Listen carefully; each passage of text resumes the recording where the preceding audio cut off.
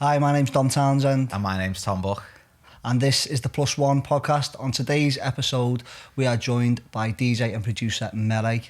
We spoke loads of stories about when he played in Glastonbury, how he's developed his signature sound over the years, producing tracks with Kano, and many more brilliant stories.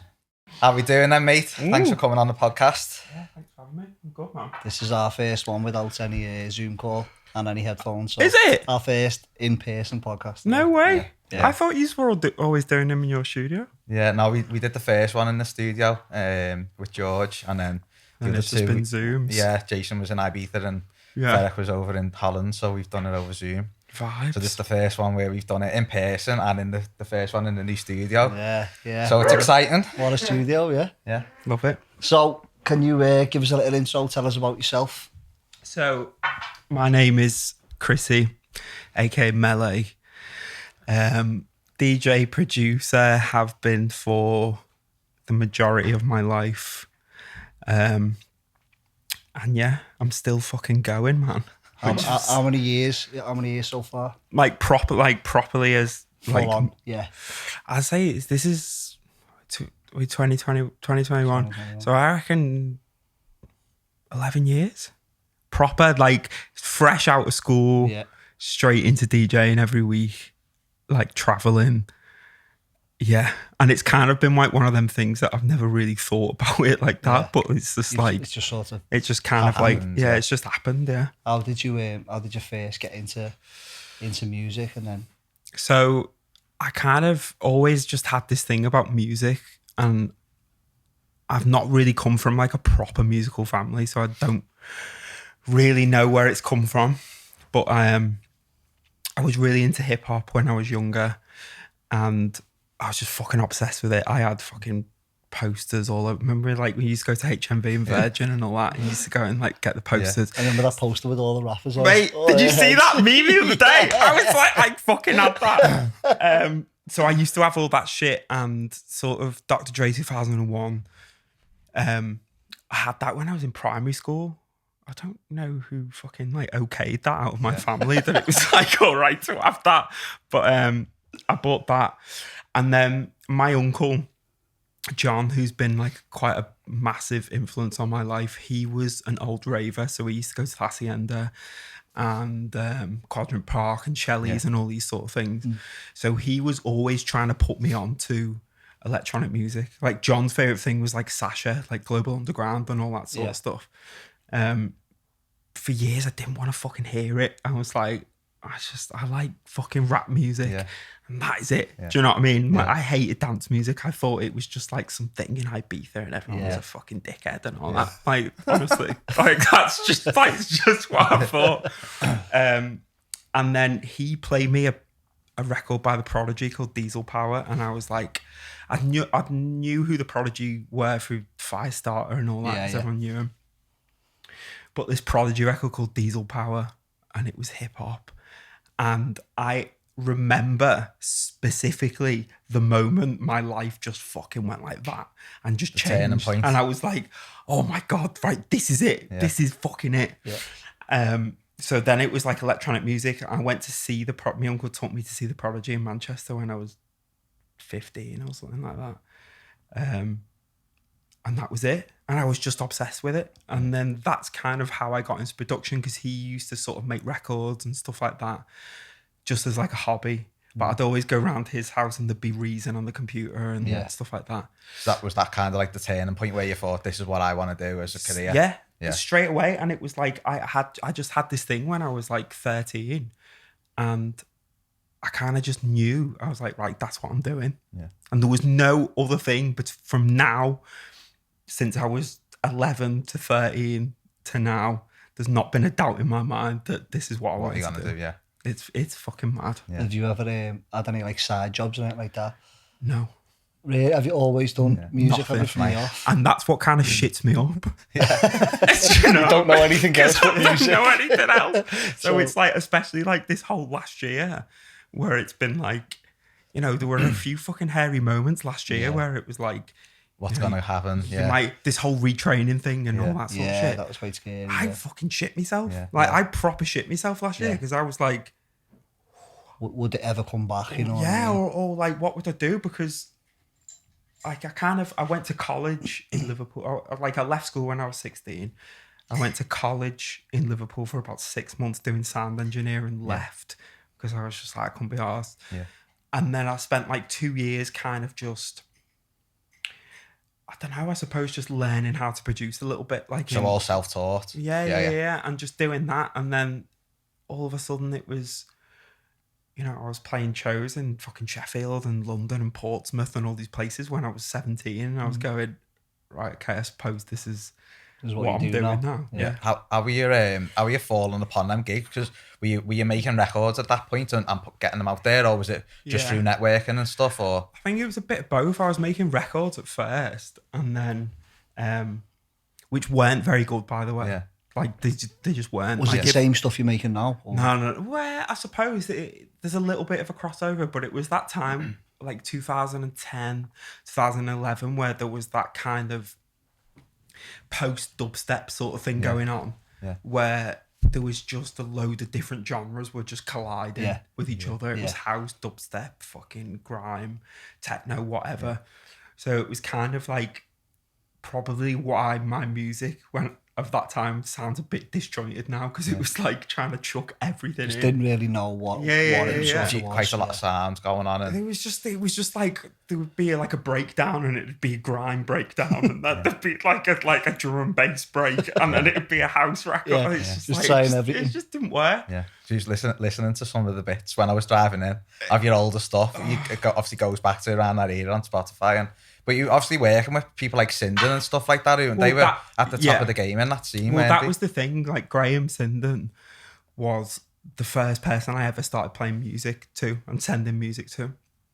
And like, who the fuck was I? I was some fucking kid from Bromborough. Do you know what I mean? It was like, and he once played my record on Kiss FM, and it was like, oh my god, massive. Yeah, like it's just like I've got a radio play. Do you know what I mean? Yeah. So then it was like, it was kind of a thing for me where I was, I've always thought, like, to this day, that it's like I need to work I need to work harder than the next person to get where I want to be. Yeah. This is just the way I've always done it. Yeah. So even when I was 17, I moved down to London when I was 18, 19, something like that. And then it was just fucking networking from there and doing all that shit. Did you just go on your own? Well, I was seeing a girl down there, and then I kind of moved in with her at the time. So I was going down there like every few months, and then I kind of went down there. And I was just going to like all these parties in London, like Yo-Yo, and going to Fabric and meeting all these people and all that. And it was like, when I look back at it now, that was like the sort of, when you're young, you just don't care about anything. Yeah. You have there's no sort of social anxiety about anything. There's no sort of thing of, will this person like who I am? You just like, it's like anything goes kind of just thing. fucking go for it. Yeah. And then that's what it was. And it's like, I remember going down to London, and then I became friends with Toddler T, who was kind of like quite a big influence on my career early How on. did that happen? How did you become friends with them? I can't remember. It's probably just bugging people and sending them records. Yeah. And then Toddler was going out with Annie Mac at the time, or he's married to her now, but they were going out at the time. And like, I remember one time it was like going to a party in West London, and I was like 18. And Toddler was like, do you want to come back to ours? And I was like, yeah. There's a few other like DJs and stuff that I like. And I was like, yeah, cool. I went back to his house and like met Annie and all these sort of things. And I was just like, my head was just like, what the fuck just trying to play it cool. But as the kind of years went on, like I became like really good friends with these people. Yeah. And like still am to this day. Do you know what I mean? Because obviously they've like heavily supported your music over the years. And like shit like that. It's like the support of people like Annie and Toddler and Graham Sinden and people like that. That's what my sort of career was built on, I suppose. Probably didn't realise what a big move it was at the time to go and network at 18 with them type of people. But I think like the music scene was just like a lot more open then. Yeah. It wasn't necessarily like in genres. It was kind of like, it wasn't this guy's making techno, this guy's making tech house, this guy's making whatever. It was like this guy's chucking it all in. Yeah. And he plays grime, drum and bass, jungle, house techno in the same set, and that's sound. Do you know what I mean? Yeah. And that's kind of like the school that I've kind of came from, I suppose. That must be a massive confidence booster when you're young, obviously, and you see them supporting you and championing your music. Like, it doesn't come much bigger than that, especially in the scene where like Todd T and that is. It's mad, but it's one of them things. It's like, you know, you don't realise how much a big thing it is when you're in it. Yeah, because you're too busy doing it. Yeah. Do you know what I mean? So it's like people always ask me, how did you get in with these people and how did you do that? And it's just like, you didn't sort of do it on purpose. I have no idea. It just sort of happened. Yeah. So then that obviously led on to doing different bits of work in London, and you produced a track with Kano, didn't you? Yeah. How did that come about? So that kind of came about when I was like, I was like 19, and I had this record, and I was kind of, I'd done this big gig at Coco in London in 2011, so 10 years ago now. Fuck me. So I did this gig in London, and this was another night where my life, I can still look back now and I feel like my life had properly shifted. Because I got this gig, the manager I had at the time, Rada, who's been another like massive influence on my career. She went on to manage Skepta and all these sort of people. So she was my manager early on, and the management company she was part of were kind of looking after Diplo and all these sort of people. Diplo was coming to London to do this show at Coco, and she kind of just fucking got me on this show and was like, trust me, he'll smash it. Everyone was like, no one knows who this fucking kid is. Like, just, and Rada was like, right, just get him on it, he'll smash it. So it was like Coco in Camden, like really sort of iconic venue. Yeah. I thought I'd be playing 10 to 11 standard, like warm up slot, and they were like, right, so you're playing 3 till 4 after Diplo. No pressure. No. All right. So I'm literally fucking 18, 19. Yeah, did that make you nervous at the time? Yeah. Gone. But I also had this thing in my mind where I'd kind of, I don't know how to say this without sounding like a dickhead. It was like I still had a lot of confidence in the records that I was selecting to play at that time. That I had fucking Diplo, fucking twat after him. Like, do you know what I mean? Like, I still had that sort of thing. So I get to the show, and this is the first night I meet people like Scream, who's like one of my good mates now, but he was there, Benga, like all these people were there. And I remember going on after Diplo and standing in front of like Coco, Camden Palace, and it's literally like 4 tiers like that, like a fucking theatre. I was playing 3 till 4 after Diplo, and Diplo just went, good luck. And I was like, oh my God. Yeah. And my sort of thing at that time was like, my DJ sets were either what I used to do was start from the lowest BPM and finish on the highest. Because I played so much things, I'd sort of start on faster hip hop, go into house and For this show, I was like, right, everyone's aired, but this is like 18-year-old me in my mind. I was like, right, everyone's aired all this music, every single type of genre. I'm going to start on fucking jungle. And I started on Shy FX Original Nutter, right? And then it went into General Levy, Incredible, and just tore the place a just new one. From the off, and it was literally like, from that whole London scene who was there were like, fucking hell, right, okay. And then that's how I ended up getting Boiler Room and all these things. But going back to Kano, basically around that time I had this record, this instrumental that I'd made in bed called Beamer, and I always knew it was like a sort of cool sounding thing. And my manager Rada at the time was like, well, if you could get anyone to rap on it, who would it be? And I was like, Kano. And she was just like, sound, I'll make it happen. And I was like, what, really? She was like, yeah. And then this took like a couple of months, and we got a thing back from Kano, and it was just like, yeah, Kano really likes the record, he wants to do it. And I had no experience in the studio at all. Like, I was just fully on a laptop there. And it was like, right, so Kano wants to come and record this record Thursday night. can you do it? And it's just in like a big professional music, studio. like in my bedroom, in me boxes. Like, do you know what I mean? So I knew a few lads, and I knew a lad who had a studio in Brick Lane in London. And I was like, mate, can I use your studio and can you sort of engineer it for me? He was like, yeah, Sam. And then it was like Kano shows up in his fucking Mercedes. He's obviously huge at the time as well, mate, isn't he? but it's like, it's not even that. It's just like Kano is my favourite rapper of all time. And, you know, I went to see him in Liverpool years. I bought tickets to go and see him in Liverpool and all this. And he's like, Kano's like walking towards me, and I'm just going, what the fuck is going on here? I am winging it on the next level. And you're still like 18, 19 at I'm this like point. 18, 19, winging it. And I was just like, fuck me. So anyway, we went to do this tune. We recorded it, and it went really well. And it was on like the Radio 1 playlist for a little bit, for like a couple of weeks. Fucking hell. And it, like Annie Mac played it daytime. I think like Scott Mills played it on daytime and stuff like that. Did you get credited for that as Melé and Kano? Yeah, it was Melé featuring Kano. And I remember going on like the One Extra breakfast show to do an interview, and I was just not ready for interviews. And I went, me and Kano, like this, to go and do an interview on the One Extra breakfast show. And it was like, so Melé, like, what have you got coming up next? And I went live on One Extra. I went, nothing really. I'm like, it's one of them, I lie in bed sometimes and think about it and go, You just wish you'd never said it. you dickhead.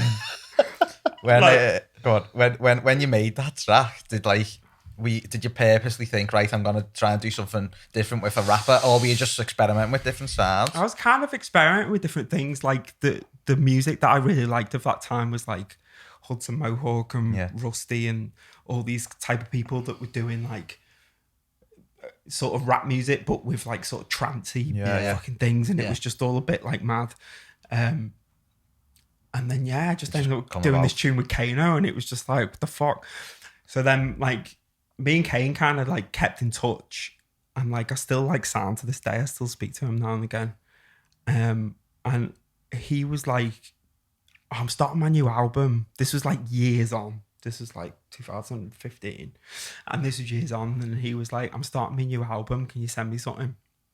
I had this beat, which was fucking like, it was a bit fucking weird. I didn't really know if there was space for like a rapper on it. And he took it and he was just like, this is going to be the second track on my new album. I was like, right, okay. And that became this record called New Banger, which is on his Made in the Manor album, which got nominated for a fucking Mercury. And that was just like, what? I've like been nominated for a Mercury with my favourite rapper. And that was just a fucking head fuck, man. And it like still is to this day, because it's like, at the end of the day, before anything, I'm a fan of this music. Do you know what I mean? It's like, it's mad. So moving on, how did you then go from making that sort of stuff into what you, not what you make now, but did you progress onto the houseier stuff? Well, it was actually around that time when I did that record for Kano, the New Banger record. I remember in that same sort of week, I made the New Banger beat, and I made this record called Ambience, because I was playing a lot of sort of big festivals like Festival and Glastonbury and all these sort of things, and I was playing to a lot of people. And I just remember, it must have been like 2014, 15, something like that. I was playing at Festival to like 5,000 people, and it was fucking going off. And I brought in this tune, and everyone went mad. And something in my head just went, I don't fucking like this music. It was literally just something in my head. It was like, this is just too fucking easy for me. It's not. There was no challenge there for you. There was no challenge there. I knew exactly what I was doing. All of them knew what I was doing. I was just going, right, do you know what? And I had this record called Ambience, and I was like, I didn't know who was going to play it or what. I just knew. Didn't really fit in anyway. At this time, it was kind of a different sounding thing. For what you've been doing previous. Yeah. And it was like, I put that out, and it kind of went a bit mad. And then like after that, I was like, right, that's the kind of bookmark on my career from 2015 before. So at the time you were playing the festivals and that, where you say it got a little bit boring, what type of gear was it that you were playing? I suppose it was just kind of like, you know, things like 8-track heads will roll and stuff that I just knew would work. Yeah. And it was like, it was fine. I was like making decent money and there was a big crowd there to see me and all that. I could have been content in just doing just that. going with it, yeah. And it kind of got to a point where I was like, right, it's either I'm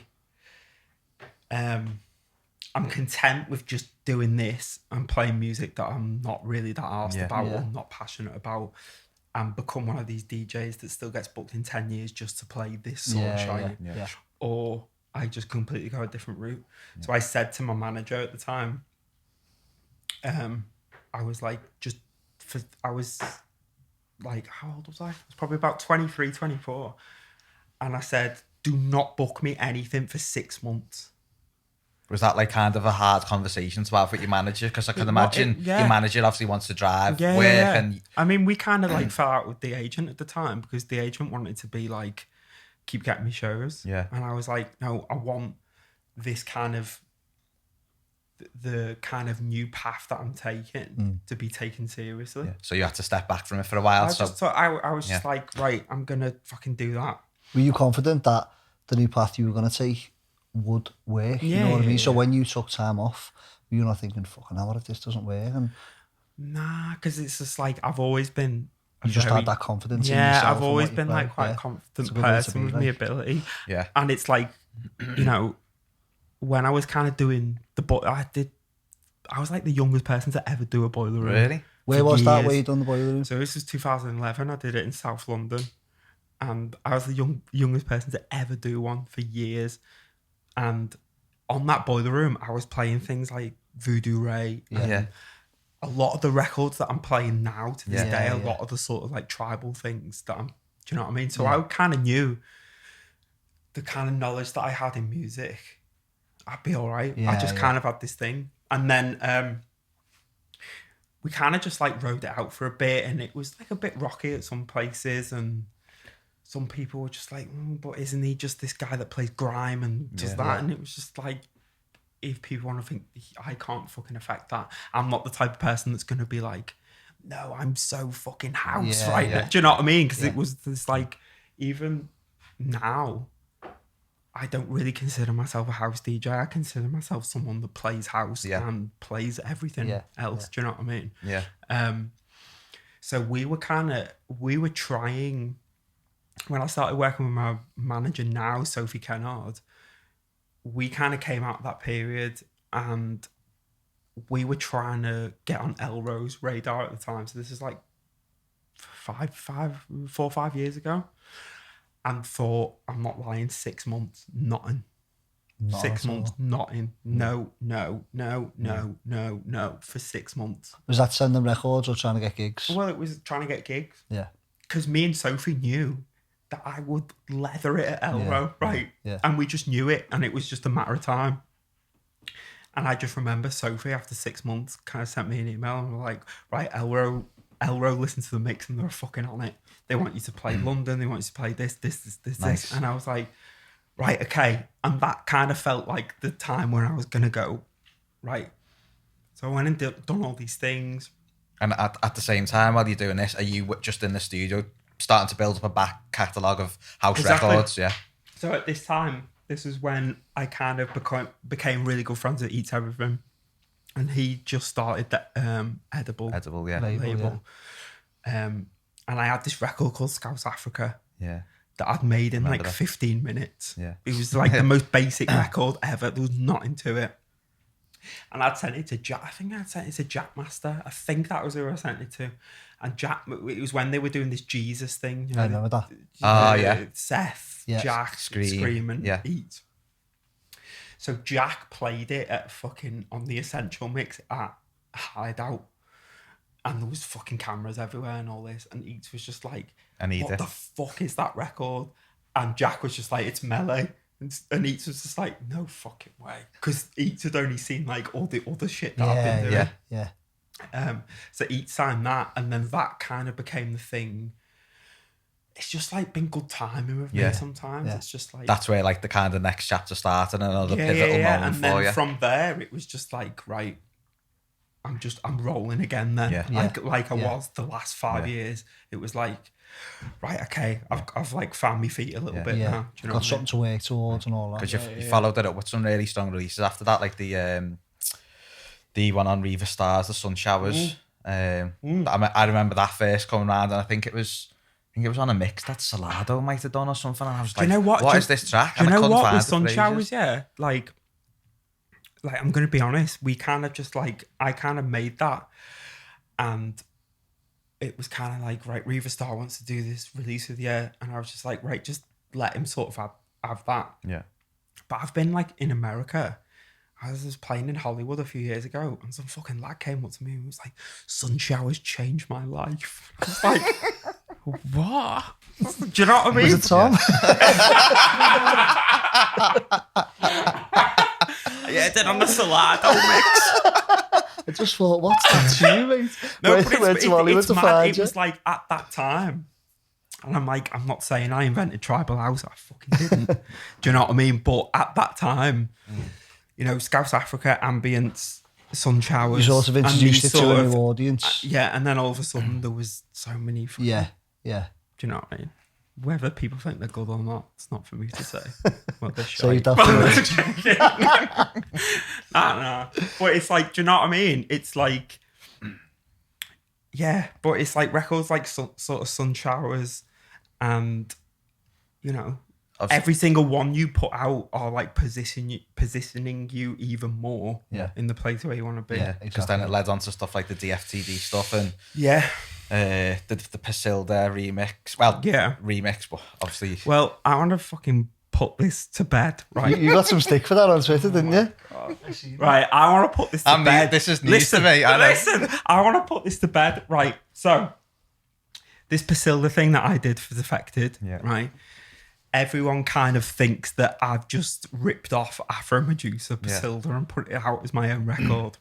It was not that. So the real story was I was doing a Defected in the House compilation, so like a DJ mix, and we were kind of coming to the end of it, and we got the track listing right and all that, and Simon and Andy at Defected were like, right, we kind of just need like one more record. Do you want to make like a special record or a cover of something?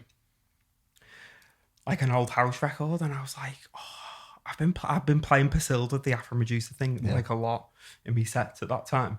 And I was like, that might be quite cool. I was like, right, I'll do that. So I recreated it from scratch. Yeah. So I got Fraser T. Smith. So Fraser T. Smith, I'll go on to it in a minute, but he's done Adele and Stormzy and all these people. So I shared a studio with him at that time, and I was like, mate, do you reckon you can play this fucking thing for me? Like at like 6 o'clock at night in the studio. The same piano, by the way, on that record is the same piano that he wrote Adele Set Fire to the Rain on. Really? Right. So the same piano, it's like this really old piano he's had for like 20 years. So he did the Pasilda line for me. I was like, all right, cool. I got Shovel to do the percussion. Yeah. I recreated everything. And I was like, okay, this is going to be like a nice little, not an edit, but like a nice sort of cover to be on the to be on the compilation and all that.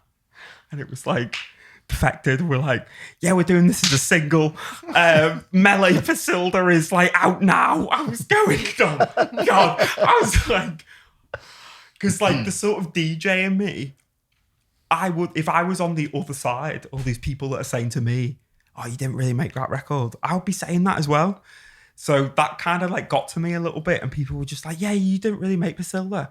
But it's like, I'm not going to make Pasilda and it be brackets. Yeah. This is just a cover that I made, guys. Do you know what I mean? Tom doesn't know what happened there. Yeah, and what happened when you got some stick for it? So it was like the other... So this is what it is. It's like Twitter, man. You can't say anything. It's a bad place, isn't it? And it was like, I was at my mum's the other day having a drink in the garden.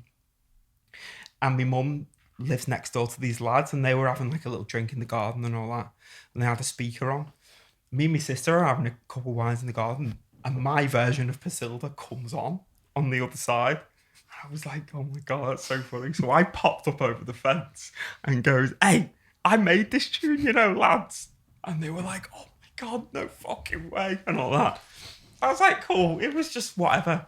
So I put it out on Twitter. Like, these lads next door were playing Pasilda. I popped over the fence and said, I made this, didn't I? So the tweet goes fucking mad.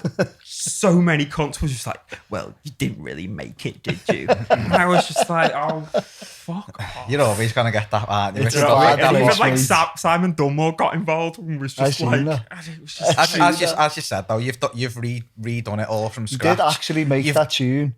That's Not what I saying mean. you come up with the idea of the tune. No, but You just it's remade it. It's a fantastic update for the, Yeah. the modern day, isn't and it? it's just, but the thing is, I understand it. It's like people that want to understand that will understand Yeah. it. Yeah. But people that just want to have a fucking go. Yeah. No, I never made that, mate. Fuck off. Exactly. Yeah. It's just like I can't fucking change that. But You casually threw in that you played at Glastonbury and Festival and that before. oh yeah. What was it like when you got a call up to play there?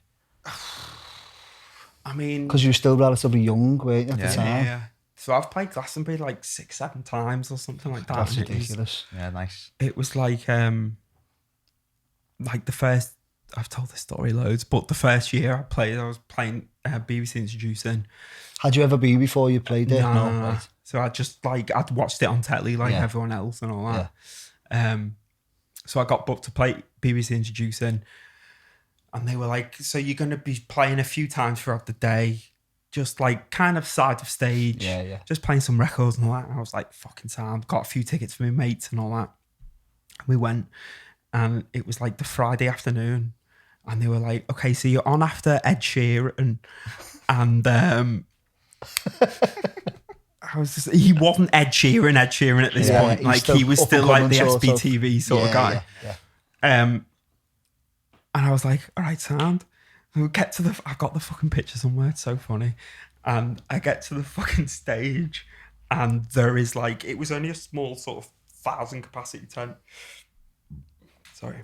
And there was like fucking people all out Outside it, and it all was that, just yeah. like, and it was just like, you ready to play Glastonbury for the first time, Chris? I was like, yes. Right. So Ed goes off, puts his guitar down. My decks get wheeled onto the stage. The fucking whole crowd just go. Not Empties. a single fucking person. You're When I joking. say I was playing to the fucking fella on the bar You're joking. and the fella at the back on the sound. And that was it. That was my first Glastonbury set of all time. Were you expecting that to happen, or I mean, I probably should have been. Do you know what I mean? It's But I quite- think, like, in my mind, as like a sort of 20-year-old kid, was going, yeah, it's gonna be like the pyramid stage, Yeah, like gonna when the smash Chemical it, Brothers yeah, are yeah. playing. Do you know what I mean? But then it was like, I played it a few years after that, and kind of it progressively got better. Yeah. And then 2017, 18, Elrow were doing the Thursday. So obviously Thursday at any festival is just fucking mental. Yeah. And I played like 5 till 7 at Glastonbury on the Thursday at fucking hell. I've never played a gig like that Really? in my life. I've been to Glastonbury. Tom's never been, I've but not been, no. it's the best thing I've ever It's been amazing, to. isn't it? It's unbelievable. You can't describe it. You just can't. It's unbelievable. So it was like for me coming from doing that shite Ed Sheeran Yeah, gig when yeah. no one knows who you are to doing that Elrow show for 2 hours at fucking Glastonbury Yeah. and it's fucking 30 degrees outside and it's going off. What an experience. I that was is. like, it doesn't get Yeah. much fucking Yeah, better than yeah, this. yeah. They didn't invite me back after that. Must have That done must well. have been shite. But it's, Glastonbury's amazing, man. So when you got in with Elrow, Yeah. was that a load of gigs come at once, or where was your first place you played with them? The first one I ever did was in London at Village Underground, I think. And then I did like a few like here and there. That's when Elrow was still relatively not It what was it like, before is it blew now. up massively. yeah. It was like kind of just new in the UK. And then I did a few for them. And then they were like, do you want to come and do our like main party in Barcelona? Which for me, to this day, the amount of fucking parties that I've played, for me, that Elrow Barcelona on that Sunday is the best Really? in the world. Yeah. It's fucking incredible, man. Like, I just can't even explain how good that is. So I got to play that like really, really early on.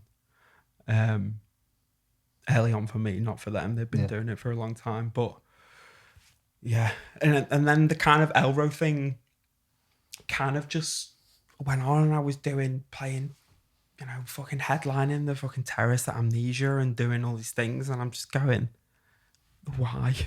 It sounds like it's been a bit of a whirlwind. It has, because it's like, for me, it's like I'm not an egotistical person at all. Like, I'm just kind of like, I like to crack on. Whatever happens. Yeah. So then when you kind of get to do these fucking mad things, it's literally just like, I just can't believe I'm standing up here. Did that lead on to like going a different place in the world and playing all these other gigs? Well, I think like Elrow kind of made me resident.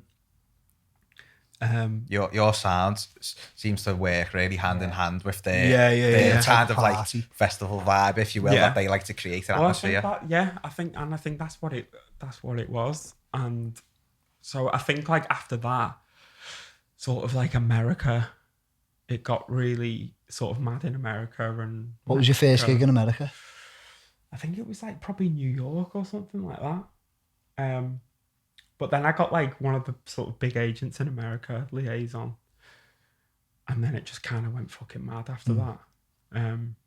But I fucking love it. I used to love being in America. Because you've done quite a few tours over there, haven't you, over the years? Yeah. Where it was just like, you know, again, the same sort of thing. I was kind of going to, when you're getting flown out to do EDC in Las Vegas, and getting an incredible fucking amount of money. That's not what it's for me, by the way. Do you know what I mean? It's still that fucking mental. Yeah. And then go and play in Tokyo a few days later, and going to play in Seoul in Korea. That's unbelievable. And coming back and going doing a gig in Budapest. Yeah. Coming home for 2 weeks, going on tour in Australia for fucking 3 weeks in New Zealand, and then coming home and then going back to America. It's like, that was 2019 for me, was like, fucking hell. No real time to think, step back and think, wow, nothing. Like, this is what I wanted. Nothing at all.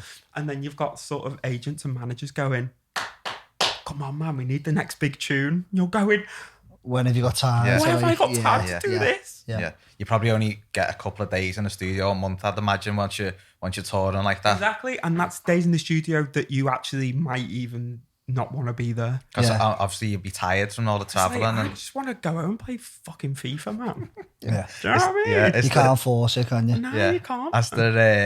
Is there any countries that you'd really like to get to that you've not managed to go to yet? Is there any like I always envision like your kind of tracks doing really well in like South America and stuff like that. This is the thing. It's like, I haven't really, I've been to Colombia, which was great. And, really, yeah. That was great. It was fucking mad. I did 2 gigs there, and it was like, you know, again, it's this. I still sort of have this mentality that I've kind of, no one really knows who I am, and I've just got this chance to go and do these things. Yeah, like sort of count yourself lucky still. That you mate, every single time. Because it's like, especially when you're in like these mad places like Medellin and fucking Bogota and all that, and you're in a club full of people and it's rammed. And they're there to see you. Yeah, and you're going, why? Yeah. And it's like, I've always had this thing, but I'm kind of glad I've got this thing as well. Yeah, definitely. It's a nice way to be. I've said a few times that it's like, there's been a few times in my life where it feels like I've won a competition. And it's true. And it's like sometimes that I don't like that because, you know, I'm quite an anxious person, and that sometimes if you're standing in front of 15,000 people and you've got this, you're trying to fucking DJ, and you've got this thought going through your mind like, you're not meant to be here. Do you know what I mean? You've got to sort of know when to cut it off. So you've got to kind of go, now's the time to be confident. You know what I mean? But at the same time, you know, the ego can get to you as well when you're doing these things. Yeah. It must be hard. I always think it must be hard for a DJ like that who's touring the world, living the dream, Yeah. not to get caught up in that lifestyle and Yeah, just it's mad. be a bit of a twat, you know what I It's mean? mad. Because we've seen them ourselves, you know what I mean? When you meet some DJs and you think, oh, you're a bit of a dickhead. And the Like, fucking most of them are. yeah, but It's true. I don't know if I should say this. come on. No, it's just like I was kind of thinking the other week that it was just like the majority of the people in my profession, I don't fucking like them. I don't want to be like that. I can see it. I know exactly I don't what want to you be mean an by that. egotistical person. Yeah. I don't want to be one of these people that's constant to fucking some poor guy who's working at the club who hasn't got Yeah, the right yeah. type of fucking vodka. Yeah. Or There's no need. I don't Yeah. give a fuck. If I'm if I'm on the other side of the world, right, in fucking Mexico or fucking wherever, and someone hands me a bottle of water, but then I can go up and play to those people, I'm like, fucking yes. You're man. happy to be there, As long aren't as you? I can get back on the plane, Yeah. I'm good. Yeah.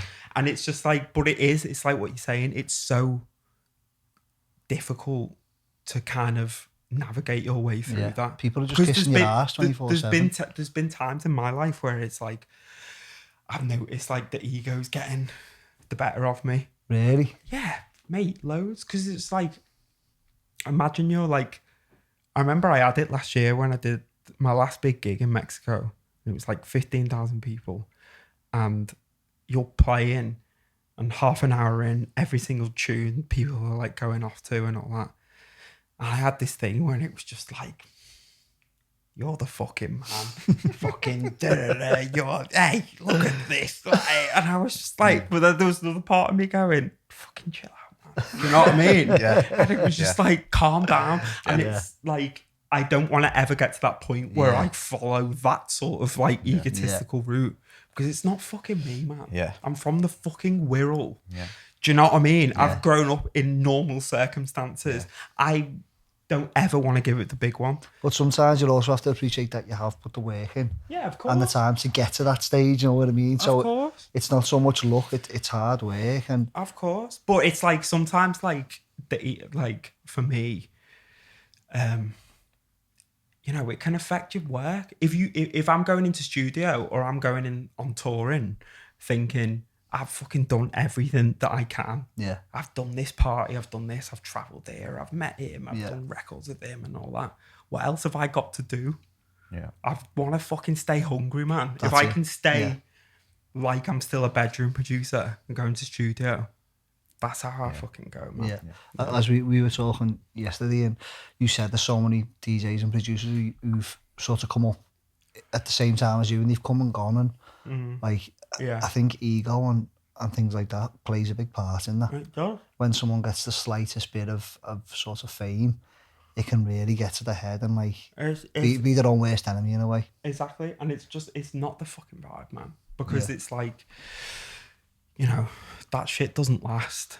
And it's just like the only thing that matters if you're a new DJ producer or you're a DJ producer that's been doing it for fucking 10, 15 years, the only thing that matters is the art and the work that you do and the work that you put out. Because like we always look at records that were made 20 years ago and we kind of like fawn over these things. Oh, that fucking record's amazing. Yeah. But I guarantee you the person that made that at that time wasn't thinking of that. Yeah. Do you know what I mean? 100%. So if you're putting out records that you love and are sort of from your heart, can't go fucking wrong, man. Your journey might be a lot longer than other people's. Yeah. But once you get to a certain point, you'll be fucking laughing. I think another thing, you know, with yourself, obviously over the years, you know, you kind of had that first chapter earlier on, and you've moved on to the second chapter, and over the years you've really developed your own kind of signature sound. And we had the same conversation on the last episode with Ferric, and he's got quite a signature sound. You know, you stick a track on it and almost straight away. You know, someone like me and Dom, obviously we're DJs ourselves, and you can kind of tell, and that's a really important thing. And how did you end up developing that sound? Do you think that's coming from your early influences with like the hip hop stuff, or? Yeah, I think a bit of everything, but I think I've always gone into making music with a thing that I want to sound different to everyone else, because you know there's a lot of records that I play, or a lot of records that I love that sound like each other and all that. Yeah. But I've always just had this sort of thing in my head that I want records that sound completely different to anyone else. Yeah. And that kind of comes from my sort of hip hop background. My favorite producers were Dr. Dre, Kanye West, Pharrell, Timbaland, and Jay Dilla. And you can't tell me that any one of them sounds like the other one. No. They've all got their Their own completely style. different style. Yeah. And, you know, it goes to electronic music. I always bring up the thing that, you know, in the late 90s, early 2000s, we had The Prodigy, Chemical Brothers, Basement Jacks, Underworld. Not one of them sounded like each other as well. And they were all massive in their own right. And I think that is what's missing these days, because, you know, people just are just quick to sound like the next guy. And look, we all want to sound like the next guy at some point. Do you know what I mean? We all have influences coming from somewhere. Yeah. But I just think it's just so important. You've got to just do it. What you said there about moving down to London at 18 or something, Yeah. that's a big move, that, Yeah. for an 18-year-old. Like, Yeah. when I was 18, I was just really bothered about going out on the weekend. Yeah. And I wasn't really thinking about anything like that, you know what I mean? I suppose you've always stayed true to what you like, and you haven't fell into a certain trend, and it's worked for you. I think that's what it is. But it's like before that, it was, you know, nights like Chibuku and Circus in town, especially Chibuku, where I could go here, the main room could be fucking raw-esh. Yeah. But then room 3 would be Scream and Benga. Yeah. And do you know what I mean? Yeah, bit of a and mixed bag. it was like that was kind of like what influenced my thing. I remember going to see fucking Nation, man. What a club. Yeah. Oh my Unbelievable. God. Yeah, I managed to go a couple of times. Oh mate. And I remember going to see Mark Knight and DJ Sneak at Circus.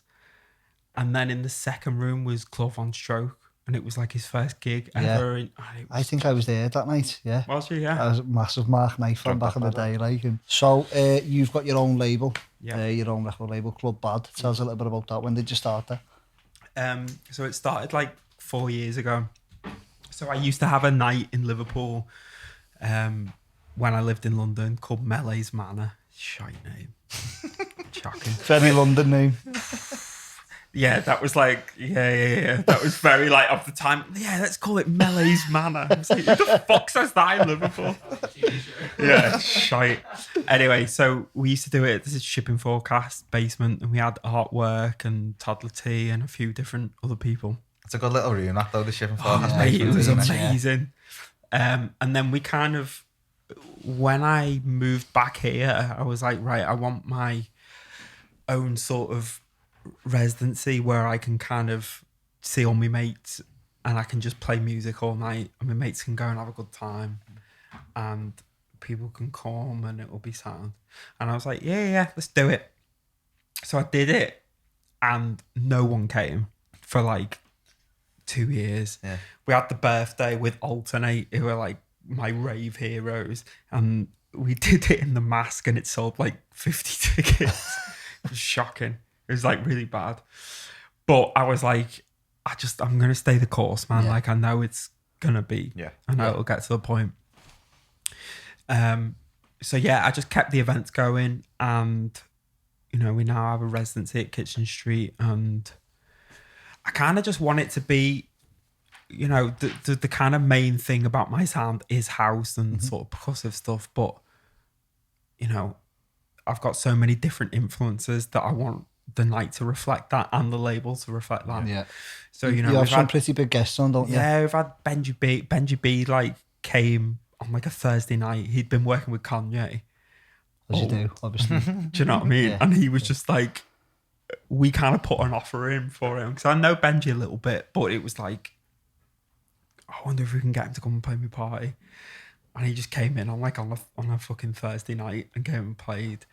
And that was kind of a little bit of a turning point for us, because it was like, we'd always just been like straight up house and whatever before that. But Benji came and played James Blake and garage Because I records was going to and all say, this. did you know what you were to expect of him? Because he's quite... Yeah, I mean, I knew what to expect. Yeah. But I don't think everyone else knew what to expect. Did it go down well? Like? It went down well. It went down well, yeah. And it was just like, you know, I kind of kept that confidence in who I'm booking is the right sort of thing. And then the label kind of came out of that.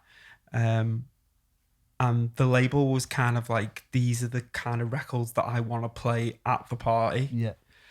And again, it took us a few releases to find our feet, and we're kind of getting there now. We've had 2 Beatport #1s in Afro House in the our last 2 releases actually.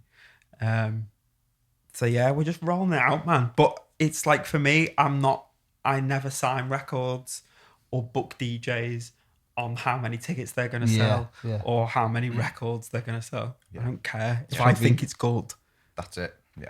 I'm sound. That's a rare thing nowadays. Yeah. And you've got the birthday coming up near the end of the year, haven't you? Yeah. With a special guest. You're allowed to say who it is yet or not? I think I get hammered at that time. It's someone really good anyway. It's someone really good. You don't want to miss. But yeah, that's what I mean. I'm gonna do August. I'm gonna do September, October, November at Kitchen Shoot. We're just trying to book it in now, and then I think the birthday is probably gonna be beginning of next year, but not at Kitchen Street. It'll be at a bigger venue. Nice. Is there any DJs in particular who you love to play back to back with who you haven't? Yeah, there's a few, man. I think it's like Giles Peterson, because I think I have the same sort of influences as him in terms of, you know, soul and hip hop and house and all these sort of things. I don't know, man. I like going back to back with Eats. Me and Eats have been back to back a few times, and the main room of Amnesia, and it's just like, it's another one of them things where I was like, I can't believe that I'm fucking doing this. Yeah, he's you know up what I mean? there with one of my favourite DJs. He's incredible. And it's like, it's one of them where you like, I'm like, I think I'm a good DJ until I go back to back. Yeah. Where was it that we watched him on? Was it Circus or something like that? Yeah, I think so. And he played the edit of Adam F. Circles. It was Pasha. Was it Pasha? Yeah, I think it was Pasha. And it's never ever got released. And See, this is what I always say to people, right? People always get onto DJs about, they play cheesy shit, or they play this, or they play that. And it's just like, for me, it's not about what you play. Yeah. It's how you play it. Man. Yeah, 100%. Do you know what I mean? Because if I play fucking Show Me Love by Robin S at every single club bar. I'll join you with that one. Ever? Like, that's my, but that's it's just one like of my favourite tunes. But people might goes off. People might give you shit for that, but it's just like, I will build it up to a point where it's just like, I'll play this, I'll play that, I'll play that. Because it's like, when I'm DJing, I'm always thinking like 4 or 5 records in front. Yeah. And it's like, so it gets to that point where it's like, if I want to play Show Me Love, or I want to play some fucking old, like, funky house tune, I can. Yeah. Do you know what I mean? Yeah. Because at the minute, in the current situation, obviously, we've just got back to work ourselves DJing, and you're not allowed to stand up and dance and things like that. Yeah. And the music's got to be a certain level, and we always see the bouncers going around telling everyone to sit down and all that. And as soon as they do it, I just say to Tom, hey, let's just do this. Put Show Me Love on, and everyone just goes mad. So they like completely lose As soon control. as they sit down, you're just on the tables and everything. Everyone's just thinking, you fucking dickheads. But it's good to watch, like, yeah. But while we're on the subject of gigs, you've obviously played DC10 and Ibiza. How was that? Was your first time there? Yeah, it was cool, man. It was weird. It was like, because What room was it? It was not the terrace. That was the main room. Yeah. So was that for Paradise for Jamie Jones? Yeah. So Jamie's been like quite, you know, I've done a remix for Paradise a few years ago, for Hot Creations years ago. But you know, I don't really know Jamie or any of that crew, and he got me on a few gigs. I played New York for them, Brooklyn, and he got me playing before Masters at Work. That's unbelievable. I was like, I'm playing before mass at work. That in must New have been York, another yeah. nervous one. Oh fucking hell! Because I was just like, I haven't met Jamie at that point, and It's mad how that works. I always think everyone must be quite a tight circle and everyone knows each yeah. other, but it doesn't seem to be the way with the more DJs we talk to. it's not, and it's just like, I don't know who fucking Jamie's got in his ear or That's quite good, that though, because Yeah. he must be into what you play and what you make, and it's not just about who you know to a certain point. exactly, Yeah. and like that's what I quite liked about it. So he got me on that, and he got me on DC10, and I remember for the whole year I was just like so excited about it, and I think I played in Hideout in Croatia the night before, and we flew to Ibiza, and I got my set time through, and it was like, yeah, you're on like 6 till 8 in the morning. I was like, oh, Wow. I was like, really? Fucking hell. So we went down about 3 in the morning, and Alan Fitzpatrick was on in the main room where I was on, and the fucking main room was jammed. Yeah. Like jammed going off. And I started shitting myself then. So I started just chinning loads of fucking loads of sickies backstage. I just like try and calm me down. Like backstage at DC10, like chinning bags. And then I kind of went on, and there was about 30 people in the room. Are you joking? I was like, oh, for fuck's sake. But it got better because it was like, I think Jamie was on In the other Yeah, room, they usually finish the terrace, don't they? So it was like I was on in the main room, and it was just like the people that really wanted to see me play were in there. Yeah. Still though, it's an experience to play Yeah, decent it's sound fucking to amazing, Paradise. and it's just like it's like still every year going to Ibiza is one of them things where it's just like I can't believe Yeah. I'm getting the opportunity to go here. Yeah, amazing that. It's fucking. What would you say your favourite gig you've ever played is? Do you know what? It's probably one of them Elrow Barcelona ones. Yeah. Yeah. That's I've never been there to the Barcelona one. It's something Right. that's on my list. Like, It's insane.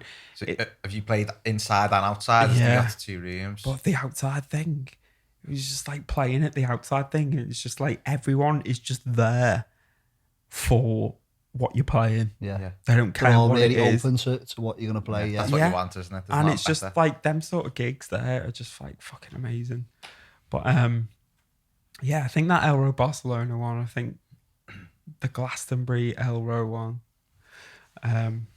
There's been too many, man. Yeah, that's a good thing. That there's too many good gigs you can't put Yeah, on. yeah. Just because we might be coming towards the end of it, in terms of bits that obviously we're coming to hopefully towards the end of all the COVID stuff coming up in the summer. Are you starting to look busy? Have you got any bits that you want to tell us about? You're into Defected Croatia, are you? Yeah, I'm doing Defected Croatia. I'm doing quite a few Defected things, actually. Everyone who we spoke to about that said it's unbelievable. Yeah. Defected Croatia. Have you not? Have you We've not not been? been. No. No. God, it's the best. Yeah. Everyone's got the It same is. opinion. It's of the that. fucking best, man. Yeah. So I'm doing that. I've got a record coming out on Defected, actually. So they've been kind of supporting me quite well, like they always have. Do you know what I mean? Yeah. I'm hopefully going to be getting to Australia for a tour towards the end of the year. I've got a gig in Mexico, and hopefully another US tour. I'm sure loads more will come rolling in as soon as we know. That's what. But it's like there's a lot of places. Like even today, it was like the most random places came through. It was like, do you want to do a gig in Sunderland?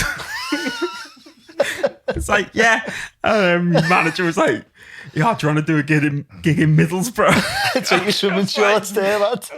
Yes. Hit the dough in. But yeah, it's good, man. It's nice just to be getting gigs in again, I'm isn't just it? excited just to start feeling a bit of normality because for me, I've just been not used to being in one place for so long and being in kind of, I love Liverpool, but kind of being in this small city for like a year and not being able to move. Appreciate it more when you've been away, I suppose. Yeah, so I can't wait. Yeah, not being able to go out and do anything. Yeah. Yeah, I suppose that wraps it up for this episode Yeah. then. Thank you very much for joining us. Yeah, I'm appreciate I'm it. sure we can Boys. fit an episode 2 in. There's Yeah, still plenty more stories Plenty there. more we do can it. chat about. I'm sure we'll sort that at some point. Yeah, a few more toilet breaks, yeah. Nice No, one, cheers man. for coming on, mate. Thanks very Appreciate much, it. mate. Cheers. Cool.